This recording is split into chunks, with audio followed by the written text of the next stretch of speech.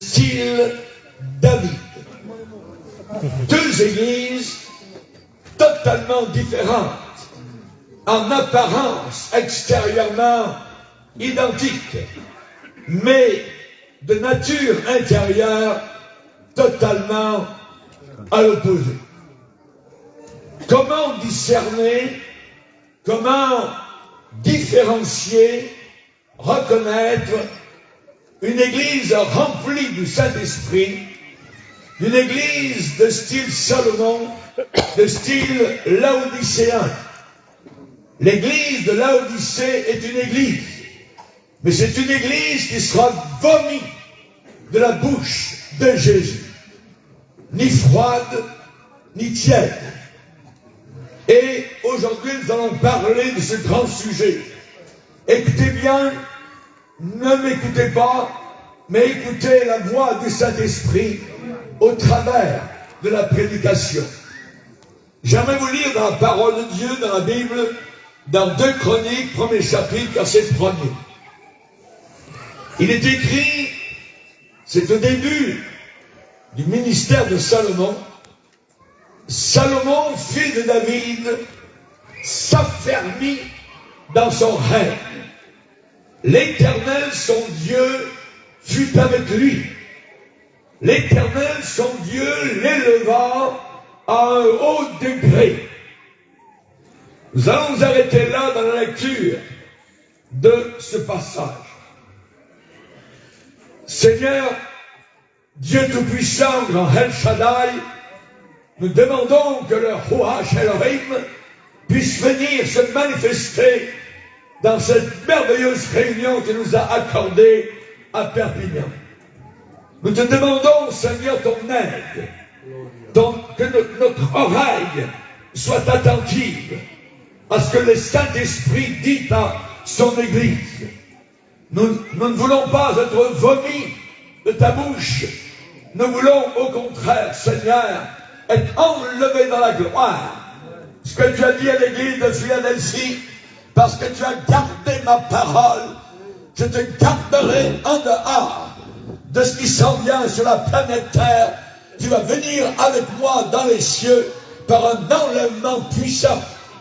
Nous te demandons, Seigneur, de nous aider à comprendre, à réaliser et à vivre véritablement ta parole dans le nom de Jésus-Christ, cloué, saigné, tué sur la croix du calvaire, enterré, ressuscité et glorifié maintenant. Amen et amen. Et tout le peuple dit amen. Amen.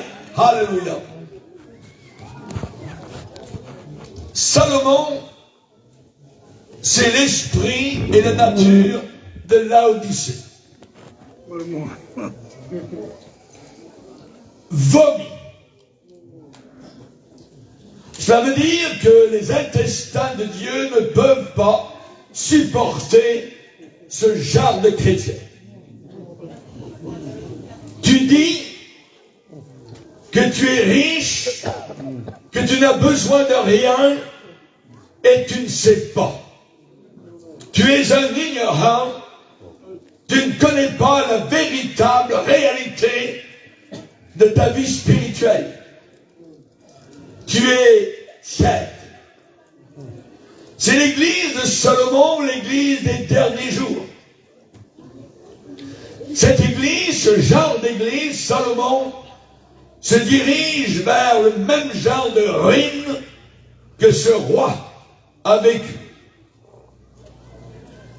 L'église de Jésus-Christ, depuis 20 ans, 30 ans, a été affermie, fortifiée, bénie par Dieu, comme jamais peut-être nous l'avions été. La provision a été apportée pour toutes sortes de projets, d'aventures pour Dieu. De très beaux locaux, nous voyons, en Amérique, Canada, même en Europe, ici en France, des millions d'euros sont arrivés pour construire ces bâtiments merveilleux. Aux États-Unis, parfois 50 dollars pour bâtir des immenses églises de 20 000, 30 000 personnes.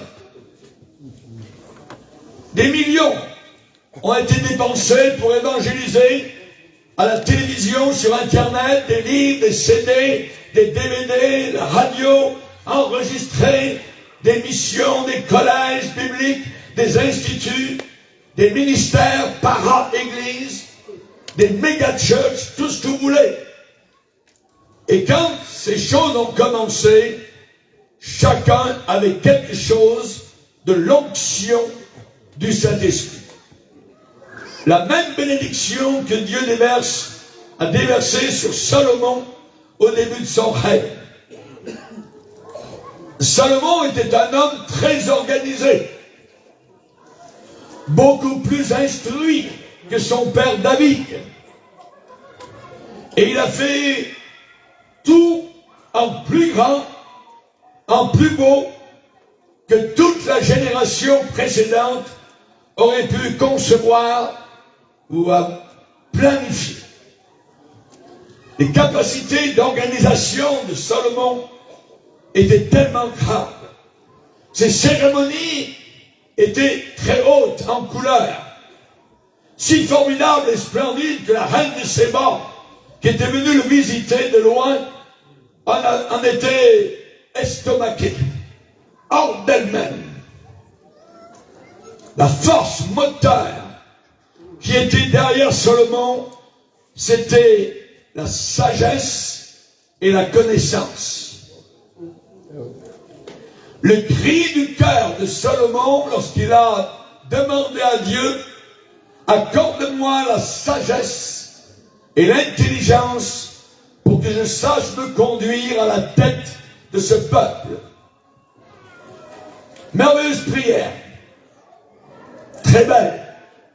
Dieu a été heureux d'entendre cela, parce qu'il n'a pas demandé des choses pour lui, spécialement des biens, de la richesse, de la gloire, ni même la mort de ses ennemis, ni même d'avoir une longue vie. Il n'a rien demandé de cela. Mais cependant, il y avait un problème avec Salomon.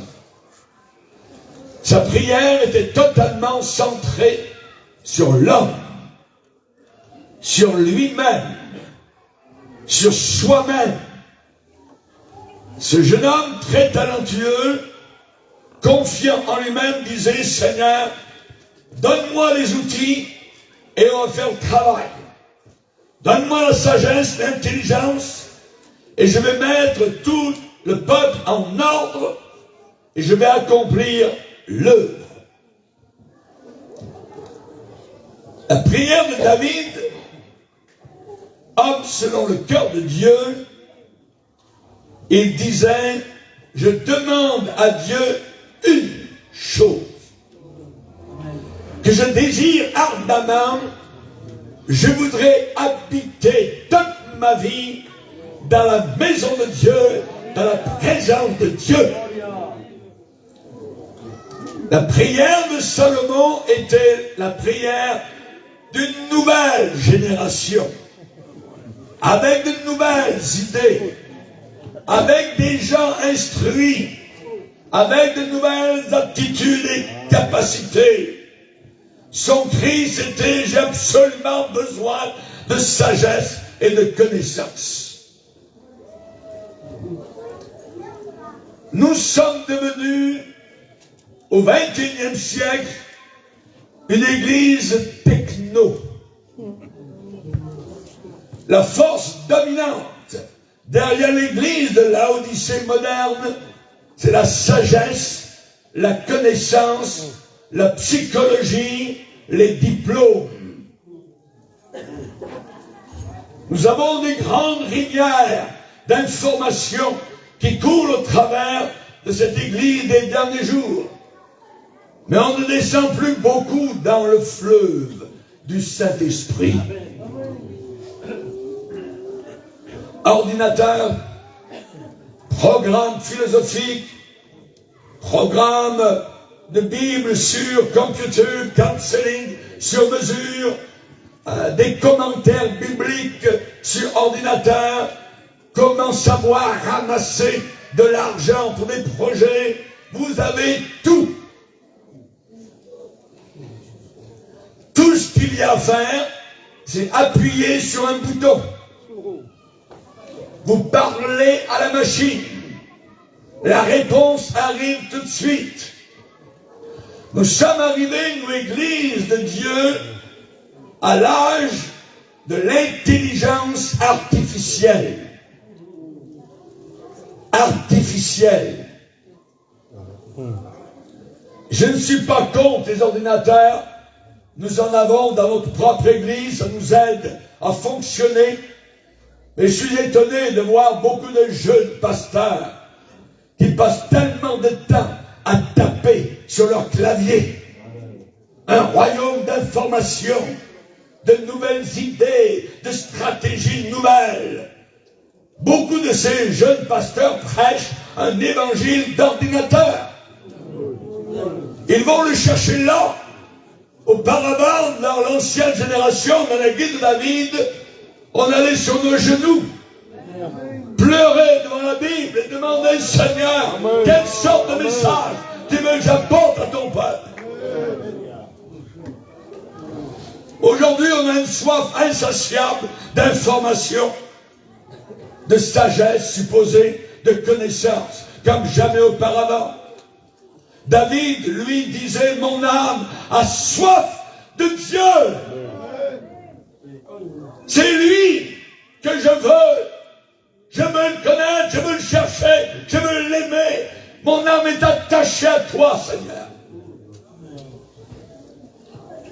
Il n'y a jamais eu autant de séminaires aujourd'hui, de conventions, d'enseignements de masse. On a besoin de très grands écrans pour montrer là-bas un petit bonhomme qui est en train d'enseigner. Il n'y en a jamais autant eu. La Bible déclare qu'à la fin des temps, les gens se donneront beaucoup d'enseignants selon leurs propres désirs, détourneront l'oreille de la vérité et se tourneront vers des fables, vers des histoires à dormir debout. L'emphase. Aujourd'hui, dans l'église de Salomon, c'est plus d'outils. On a besoin de plus d'outils, plus d'informations, plus de sagesse. La pensée est celle-là. Si on avait assez de connaissances sur différents sujets, si on avait assez de livres, assez de séminaires, alors on pourrait faire le travail et achever tout cela. Et on dit, Dieu, donne-nous les outils. On va évangéliser le monde entier. Un leader d'une organisation de jeunesse nord-américaine a dit, si j'avais 200 millions de dollars, je pourrais gagner le monde à Jésus-Christ. Pierre l'apôtre a dit, je n'ai ni or ni argent, mais ce que j'ai, hey, lève-toi, marche. Il avait la puissance. On n'a pas besoin de 200 millions de dollars.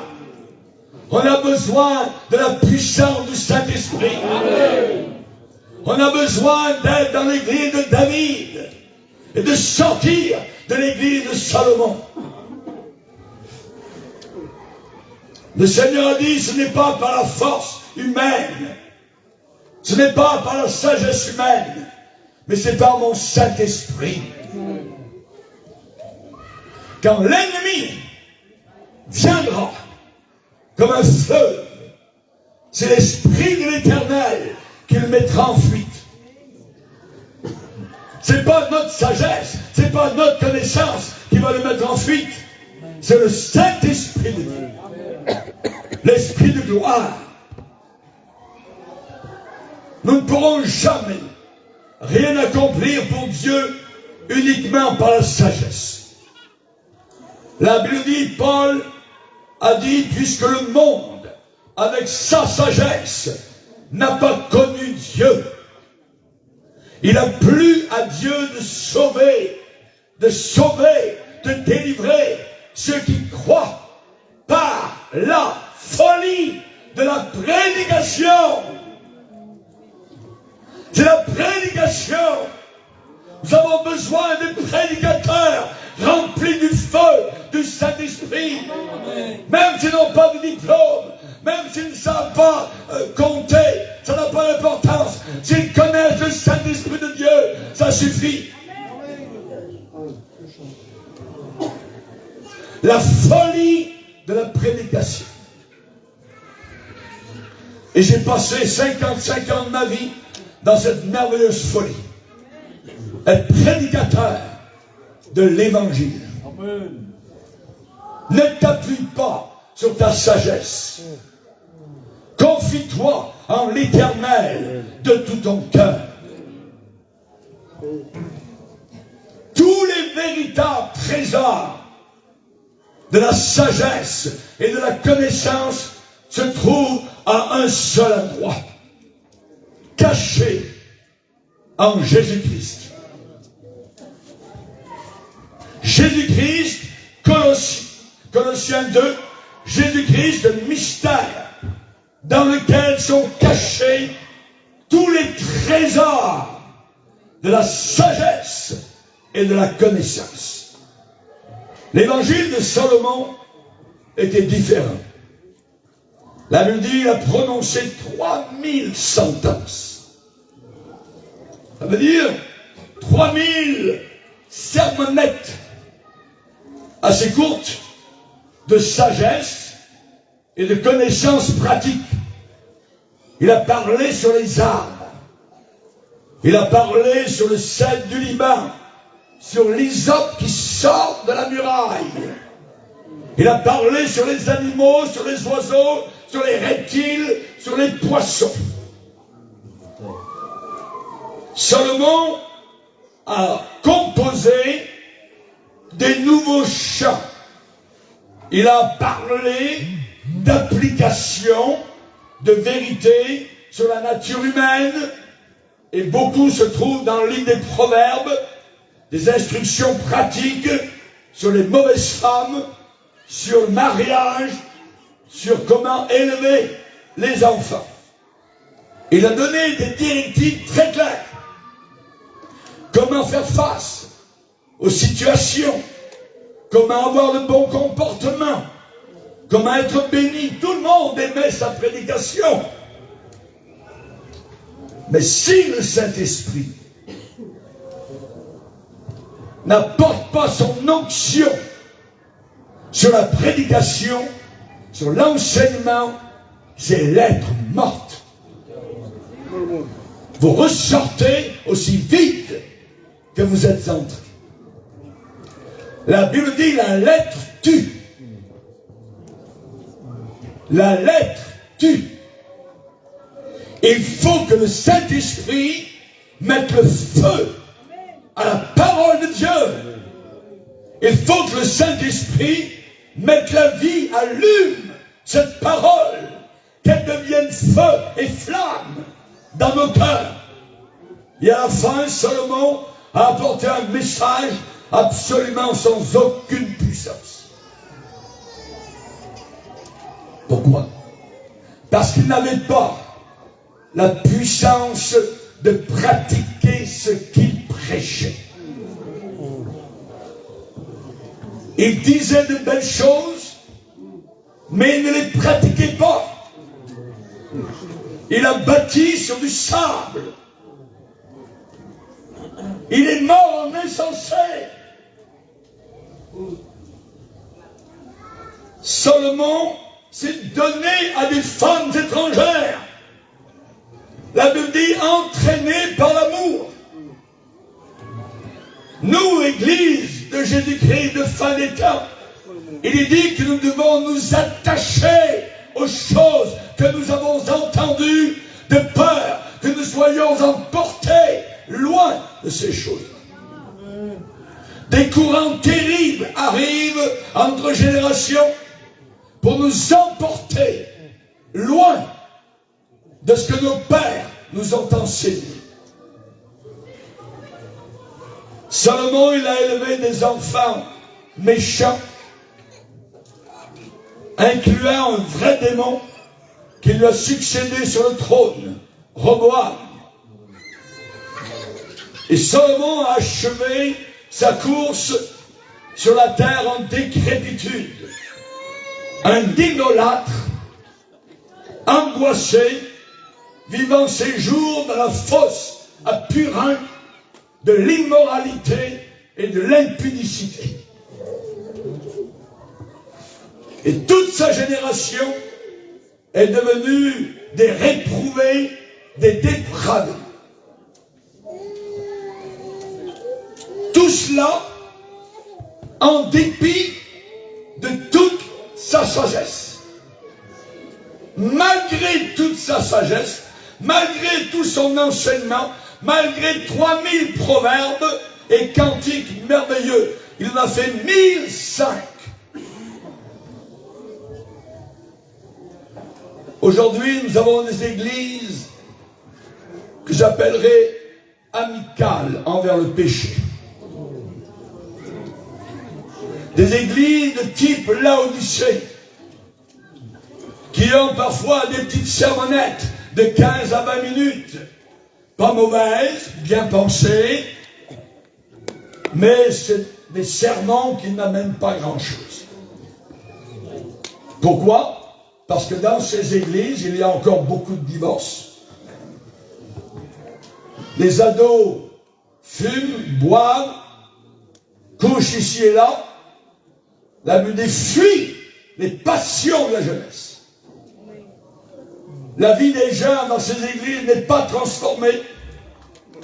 Et même nous commençons à voir des services d'enterrement de supposés chrétiens suicidés. Vous n'avez jamais vu ça auparavant dans les églises chrétiennes. Et des pasteurs en avant durant l'enterrement qui disent que ces suicidés sont au ciel. Inimaginable. Sans le Saint-Esprit, tout va devenir une lettre qui tue. Salomon avait une tête remplie de sagesse. Il avait une bouche remplie de cantiques. Il pouvait prêcher. Il pouvait enseigner avec une habileté incroyable. Il avait une très belle organisation avec des leaders talentueux. Il avait une église qui semblait être très bien rodée, décente, convenable. Mais tout ce qu'a fait Salomon, tout cela s'est terminé dans l'Ecclésiaste où il a dit « Tout est vanité, désespoir et poursuite du vent. » Un désabusé. L'église de Salomon a toutes les réponses. Ça semble très grand extérieurement, mais à l'intérieur, absolument sans aucune vie. Beaucoup de bruit, mais pas de vie. Ça finit dans la vanité, dans l'idolâtrie, la sensualité, le vide et le désespoir. La Bible, il l'avait dit lui-même, c'est lui qui a écrit ça, Salomon. Celui qui méprise la parole se perd. Il a pointé le doigt vers les autres, mais il y avait 3 doigts qui revenaient vers lui. Celui qui méprise la Bible, celui qui veut moderniser l'Église, méprise la parole de Dieu. C'est celui qui craint le précepte qui sera récompensé. Proverbe 13, verset 13. Une église sarde, c'est l'église. Dans cette église, il y a des Bibles, il y a des prédicateurs, on parle de Jésus. Et le Seigneur vient dans cette église et dit, je connais tes œuvres. Je sais que tu passes pour être vivant. Mais je vais te dire véritablement ce que tu es. Tu es mort. M-O-R-T. Église morte. Pourtant, église est morte. Rappelle-toi comment tu as reçu. Souviens-toi des premiers jours où tu avais entendu la parole, où l'amour de Dieu agit dans ton cœur, où cet amour de printemps était tellement vif. Pasteur, quand est-ce la prochaine réunion? À quelle heure? Je vais être là. Un quart d'heure avant, vous étiez en train d'attendre à la porte. Qu'en est-il aujourd'hui? Qu'en est-il aujourd'hui? Et Dieu va dire à cette église, garde et repens-toi. Se repentir. On se repent quand on vient à Jésus pour la première fois. Mais au travers de la marche, il peut arriver toutes sortes de choses. Et si je suis dans le cas de l'église de Salomon, ou l'église de Sardes, ou Laodicée, alors on me dit que je suis mort. Ce n'est même plus la vie. C'est tout dans la tête, dans la sagesse humaine, dans la matière grise. Et dans cette église, le Seigneur va dire, il y a quelques personnes qui n'ont pas souillé leurs vêtements. Ce qui veut dire que les autres ont sali leurs vêtements. Quelques personnes qui n'ont pas souillé leurs vêtements, ils marcheront avec moi en vêtements blancs parce qu'ils en sont dignes. Au milieu de l'apostasie, de la fin des temps, de ce qu'on appelle l'église de Jésus, il y a ceux qui vont rester fidèles jusqu'à la fin, qui ne saliront pas leurs vêtements et qui marcheront avec Jésus. Et Jésus leur dit, je n'effacerai pas ton nom du livre de la vie. Et je confesserai ton nom devant mon Père qui est dans les cieux. L'église de David est différente de celle de Salomon. La puissante force qui était derrière l'église de David, c'était une dépendance totale, complète du Saint-Esprit. Dépendance totale sur le Saint-Esprit. Seigneur, qu'est-ce que tu as à dire? Mettez-moi à part un tel et un tel pour le service que j'ai prévu pour eux. Dieu appelait, Dieu décidait, Dieu conduisait, Dieu empêchait même d'aller à tel ou tel endroit. C'est l'Esprit de Dieu qui conduisait l'église de David. Voilà ce qui distingue David. Comment ça commence avec David? Samuel prit la corne d'huile et l'oignit au milieu de ses frères. Et l'Esprit de Dieu saisit David à partir de ce jour et dans la suite. Et quand David était sur son lit de mort, il a dit à Salomon, son fils, l'Esprit de Dieu a parlé par moi et sa parole était sur ma langue. Pourras-tu dire, quand tu vas quitter ce monde, l'Esprit de Dieu a parlé par moi. L'Esprit de Dieu a témoigné au travers de moi. Et sa parole a été sur ma langue. David disait, j'ai été animé du Saint-Esprit. Je n'ai pas mis ma confiance dans ma sagesse, dans ma connaissance. Quand j'étais berger et que je m'enroulais dans la cape durant la nuit autour de mes brebis, je regardais en haut et je parlais à Dieu et je disais oh Dieu, quand je considère la lune et les étoiles que tu as créées, mais qu'est-ce que l'homme pour que tu prennes soin de lui? David voulait le Saint-Esprit. Il voulait que Dieu se révèle à son cœur. Il voulait Dieu lui-même. Et on voit qu'évidemment l'église de David n'est pas une église parfaite, puisque lui-même, David, un jour a commis adultère, a tué même le mari, et il a marché pendant un certain temps dans une séduction terrible. Mais cependant, après avoir péché, il a lancé un cri déchirant vers le Seigneur. Il a dit, lave-moi. Dans l'église de David, on sait se repentir. Vous ne voyez jamais Salomon se repentir. On ne lit jamais que Salomon s'est repenti de quoi que ce soit. Mais dans l'église de David, on sait se repentir. On reconnaît nos péchés. On reconnaît nos manquements. Ne me rejette pas loin de ta présence. Ne me retire pas ton Saint-Esprit. On voit que c'est une pensée profonde parce qu'un serviteur de Dieu peut, s'il n'est pas sur ses gardes, être séduit.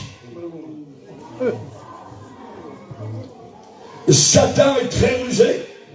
Vous ne pouvez pas jouer avec lui. Il a des millénaires d'expérience.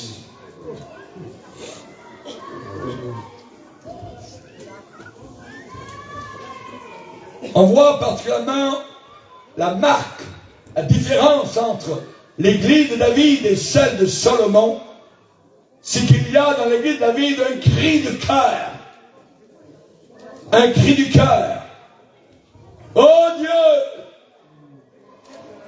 pardonne-moi, lave-moi, ne m'enlève pas ton Saint-Esprit. Que serions-nous, église de Dieu, si le Saint-Esprit s'en allait? Je vais vous le dire. Vous seriez comme Samson quand l'Esprit est parti de lui. Samson est devenu un amusement pour les païens. Et on a des églises d'amusement aujourd'hui. Pourquoi? Parce que c'est vide. Parce que l'Esprit de Dieu n'est plus là. Parce qu'on n'est pas satisfait avec uniquement la parole de Dieu et la mouvance de Saint-Esprit. Alors on veut s'amuser. On veut mettre la fumée, on veut amener la musique du monde, le rock, on veut amener toutes sortes de choses du monde pour soi-disant amener des foules. Quel mensonge! Quel mensonge! On voit particulièrement que dans l'église de Salomon, on ne s'occupait pas de la séduction. On s'en fiche. Et vous avez certaines églises où des gens peuvent vivre dans le péché. Personne ne s'en soucie. Dieu vous aime. Un problème parce que Dieu n'aime pas le péché. Mais dans ces églises, Salomon, on s'en fiche. Pourvu qu'il y ait du monde. Les pasteurs qui vont baptiser dans l'eau, et on l'avertit sur l'épaule, mais non, cette personne-là vient en concubinage. Ah, il n'y a pas de problème, Jésus l'aime, flic-flac. Boum. Et vous avez ça continuellement. Continuellement. Aveuglement qui mène à la ruine. L'apôtre Pierre dit que si les vertus chrétiennes ne sont pas en nous, dans l'Église, on peut devenir aveugle de nouveau. On ne voit pas de loin et on a oublié la purification de nos anciens péchés. La truie est lavée et retournée à sa vomissure. C'est un drame. L'église de David, si vous y allez, vous allez entendre un cri de piété. Seigneur, pardonne-moi, délivre-moi. Un cœur blessé, triste, pour avoir péché contre Dieu. Voulez-vous savoir comment Salomon a fini? Ça veut dire comment ces églises vont finir. Après tout ce que Salomon a écrit de proverbes, de cantiques, il a achevé sa vie avec des paroles tragiques. Tout Tous les jours de l'homme ne sont que douleur. Son travail n'est que chagrin. Même la nuit, son cœur ne se repose pas. C'est drôle. David a écrit, je me couche et je m'endors en paix. En paix. Parce que toi seul, ô Éternel, tu me donnes la sécurité dans ma demeure. Et lui, il a écrit à la fin de sa vie, même la nuit, son cœur ne se repose pas. Il n'y a rien de meilleur pour l'homme que de manger, de boire, de faire jouir son âme du bien-être de son travail. Mais, quel genre de prédication! Ça veut dire, dans cette église, on va dire, tu auras des nuits sans sommeil, tu ne pourras rien changer, tu ne pourras jamais changer ce sentiment, tout est vanité, tout est vide, tout est tristesse. Quand on est sauvé, il y a de la joie, il y a de la paix. Je sais d'où je viens, je sais pourquoi je suis sur la terre, et je sais où je m'en vais. Il y a une certitude dans le cœur. Nous savons que nous sommes passés de la mort à la vie, parce que nous aimons les frères. Mais lui, il dit à la fin de sa vie, eh bien, il n'y a rien de meilleur pour l'homme que de manger et de boire. Profite de chaque instant. Mangeons et buvons, demain nous mourrons. Mais il parle comme un païen. L'évangile d'aujourd'hui, l'évangile de l'époque de Salomon, l'évangile de Laodicée, l'évangile des vierges folles de la fin des temps, c'est comment jouir de la vie sur la terre. C'est ce que vous entendez dimanche matin. Être heureux, sans souffrir. Devenir matériellement riche. Avoir des visions. Il y a un prédicateur africain, dernièrement, sa prédication, c'est comment avoir des visions. Est-ce que l'apôtre Paul a prêché ça? Dans ces églises, comment se faire des amis? Comment devenir des petits dieux? C'est ce genre de prédication que vous entendez, mais toujours avec un petit mélange de Bible. Comment atteindre ton potentiel? Paul a dit, ils ne pensent qu'aux choses de la terre. Ils ont pour Dieu leur ventre. Ils marchent en ennemis de la croix de Jésus-Christ.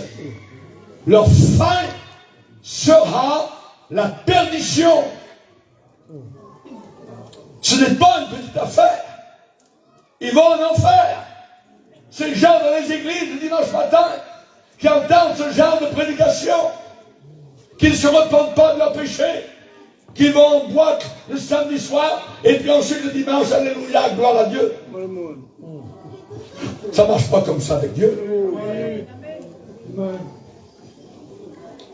Et nous voyons que pour Salomon, tout se termine dans l'Ecclésiaste. Il dit l'homme et l'animal, c'est la même chose. Hey. Vide, désespoir. L'évangile de David, mais toi, ô Éternel, tu es mon bouclier. Tu es ma gloire, tu relèves ma tête. De ma voix, je crie à l'Éternel et il me répond de sa montagne sainte. Si vous avez le Saint-Esprit, si vous êtes rempli du Saint-Esprit, vous connaîtrez la voix de Dieu. Mes brebis entendent ma voix. Et elles me suivent. Et Dieu reconnaîtra la vôtre. Vous pourrez dormir en paix, profondément, sans somnifère. Il y a un prophète de l'Ancien Testament qui a déclaré, Amos, après cela, je relèverai de sa chute la tente de David. Je reconstruirai le tabernacle de David qui est tombé. J'en réparerai les ruines. Je la redresserai. Je la mettrai debout, dit le Seigneur. Dieu va amener l'église de Salomon à la ruine. Et il va ressusciter l'église de David à partir de ses ruines. Et cette église restante, vivante, souffrante, militante, combattante de la fin des temps, cette église-là, eh bien, aura une repentance par rapport à ses péchés. Elle va crier, elle va pleurer dans l'angoisse et la repentance. L'église contemporaine actuelle est une église apostate, prostituée, avec les grandeurs de la terre, psychologisée, vaincue, endormie, sans armure, qui n'attend pas du tout le retour de Jésus et qui est écuménique et qui a mis sa main dans la machine diabolique de la grande prostituée. D'une vision de gouffre, une vision de vide, de promesses creuses, de faux prophètes qui cherchent l'argent par cupidité. Ils trafiqueront de vous. Vous deviendrez juste un trafic pour votre argent. Des puits secs, des fontaines sans eau, la séduction. Qu'est-ce que l'Église nous dit? Sortez du milieu de mon peuple, afin que vous ne participez pas à ces jugements, parce que Dieu va la juger, cette église de Salomon. Dans cette église, il y a des mauvaises herbes partout, qui poussent très hautes, des chauves-souris qui sont installées dans ces bâtiments, des hommes qui vivent contre nature, qui sont derrière les pupitres. Inimaginable. L'évangile de Salomon est prêché à la télévision au monde entier aujourd'hui. Vous penseriez que Jésus va revenir à Hollywood?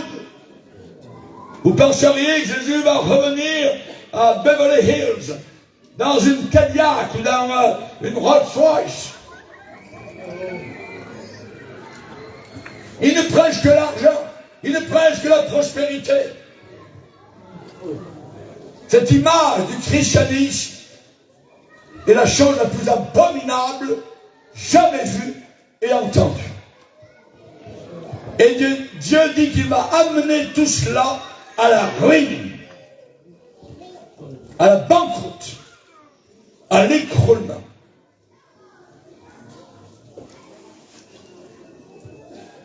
La Bible dit que la voix de la vérité sera calomniée à cause d'eux.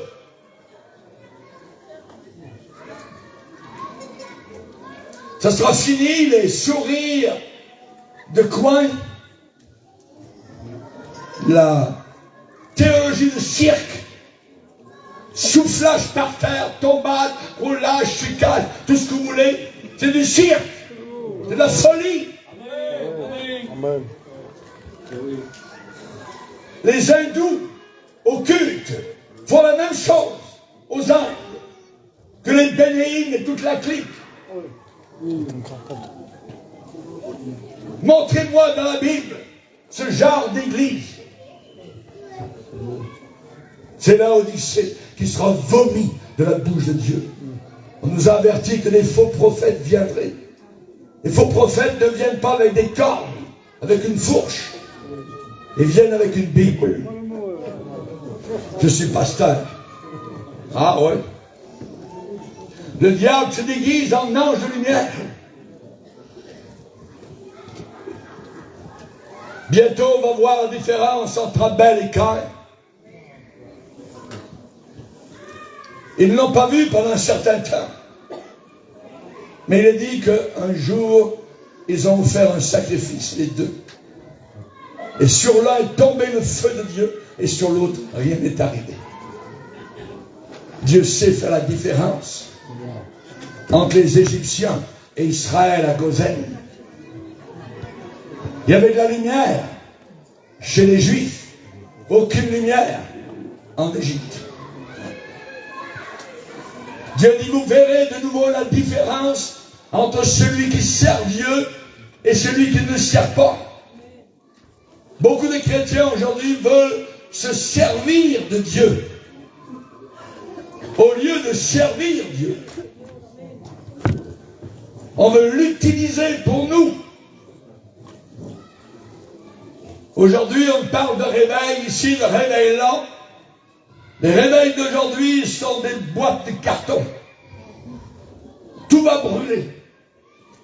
Dans les jours qui s'en viennent, des jours de chaos en avant de nous, que vont faire les chrétiens qui croient à la prospérité lorsque les villes seront en feu, lorsqu'il y aura des tremblements de terre un peu partout, de grandes inondations, que des bombes atomiques seront lancées à partir de sous-marins dans le fond des mers. Vous en avez un ici en France, qui s'appelle le Vigilant. 110 marins à bord. Ils peuvent rester 3 mois en dessous de l'eau. Et lorsque le président téléphone en disant « Nous sommes attaqués, envoyez la bombe », ils peuvent envoyer à partir des fonds marins à 9000 km une bombe atomique tuant des millions de personnes. Le Seigneur nous a dit qu'on ne se moque pas de lui. Ce qu'un homme sème, il le récoltera aussi. Ce qu'une génération sème, elle le récoltera aussi. Qui va éblouir ces chrétiens à ce moment-là? Qui va leur faire tourner la tête? Qui va leur en mettre plein la vue? Qui va les faire rêver? Accomplis ton rêve, accomplis ton potentiel. Qui sera assez fou et insensé pour leur promettre la prospérité matérielle? Toute l'économie va soudain s'écrouler, s'affaisser et s'effondrer. Quand je pense aux millions d'avortements, quand je pense à tous les gens perdus qui descendent en enfer à chaque heure, sur la planète Terre aujourd'hui, une moyenne de 250 000 personnes sont décédées. Parmi ces 250 000 morts, combien sont en enfer? La majorité. Comment comprendre pourquoi des multitudes de chrétiens vivent en riant, sont négligents, sont insouciants, aucun fardeau pour les perdus?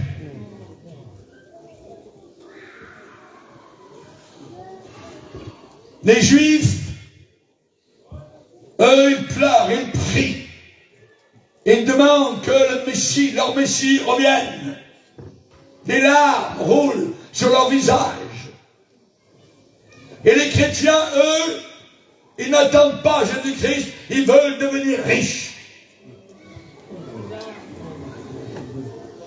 Un autre évangile.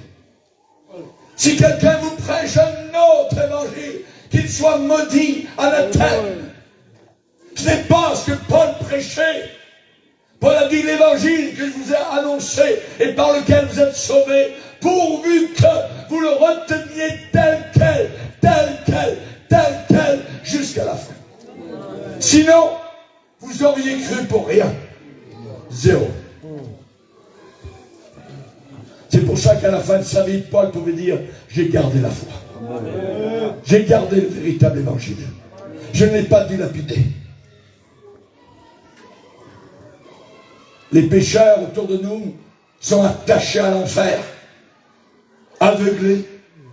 Ils ne veulent pas réfléchir, ils ne veulent pas penser. Ils n'arrivent pas à dormir, mais ils ne veulent pas de l'évangile. Pierre dit qu'ils veulent ignorer qu'autrefois les cieux existèrent par la parole de Dieu. Ils veulent ignorer qu'une terre a été totalement inondée et que Dieu a noyé tous les habitants de la planète impies.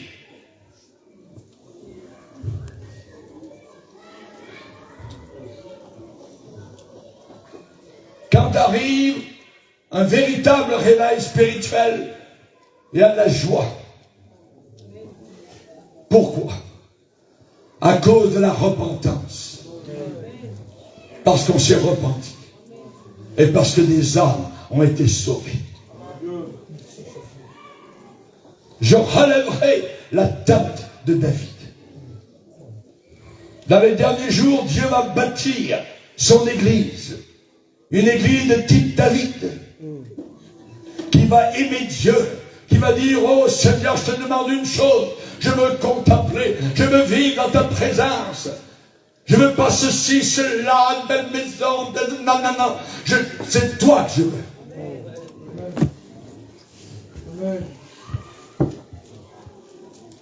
Merci Seigneur pour les églises David. Et il y en a parmi nous. Plusieurs de vous, vous êtes venus, vous avez écouté, vous êtes sortis peut-être d'arrière-plan déjà en ruine. Soyez assurés que Dieu va vous utiliser pour bâtir, pour ériger cette église solide de la fin des temps. Parce que le Seigneur revient chercher une église sans tache, glorieuse, sans ride, sans aucun vieillissement, remplie du Saint-Esprit, remplie de la joie de Dieu. Partout où je vais autour de la terre, les vrais chrétiens, l'église de la ville, sont joyeux. Parfois ils n'ont rien, juste une chemise, mais ils ont un beau sourire qui vient du ciel. Parce que le Saint-Esprit les habite.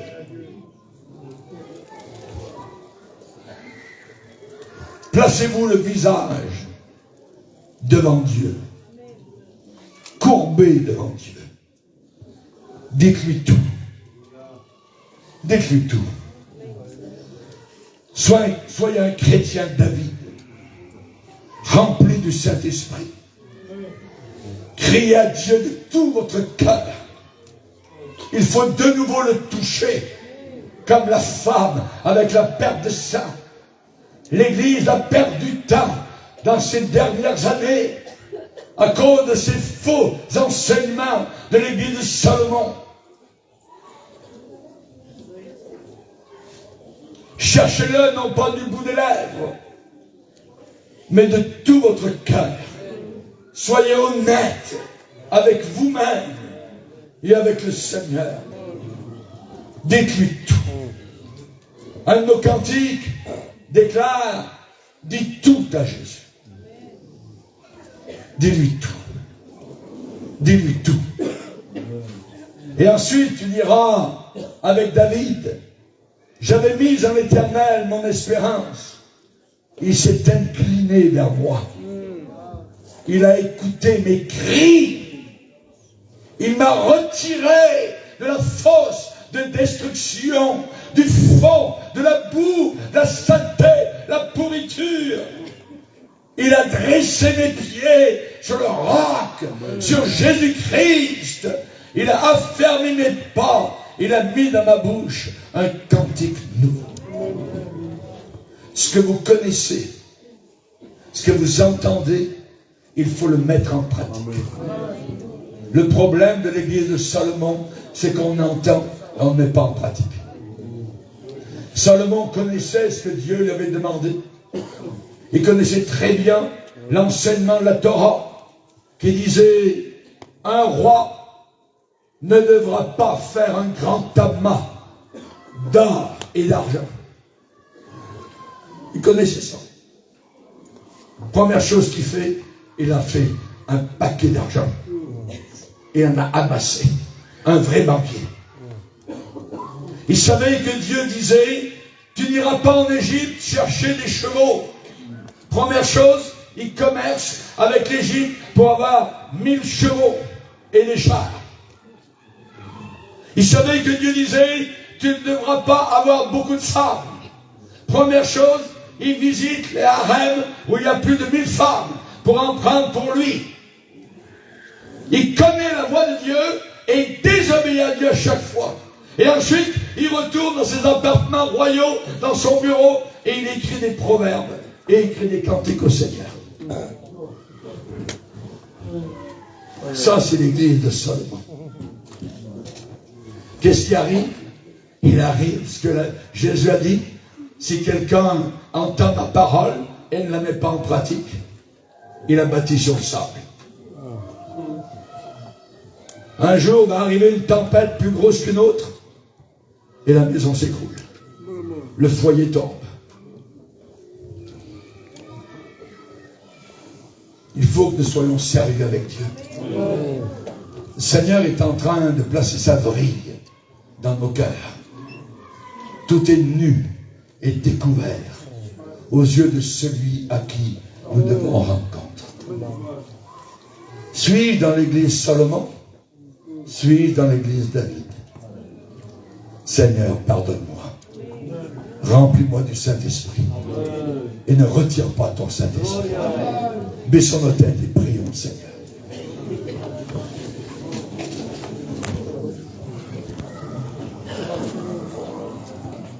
Seigneur, nous sommes devant toi.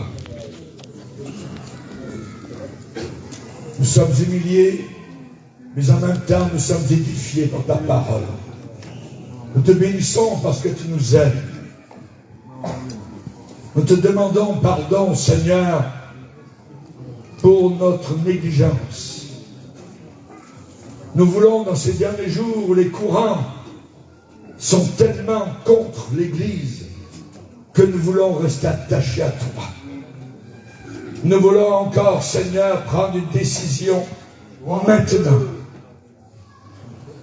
Nous avons regardé du côté de l'Égypte et nous regardons du côté de l'éternité. Et nous voulons choisir, comme Moïse, il a aimé mieux l'opprobre de Christ que d'avoir pour un temps la jouissance du péché. Nous te bénissons, Seigneur, nous avons parlé aujourd'hui. Et ne voulons pas que cela reste l'être morte, mais une lettre de vie, une lettre enflammée, où le Saint-Esprit touche nos cœurs. Seigneur, s'il y a un serpent qui s'est enroulé autour de notre cœur, nous voulons le jeter dans le feu, comme Paul l'a fait à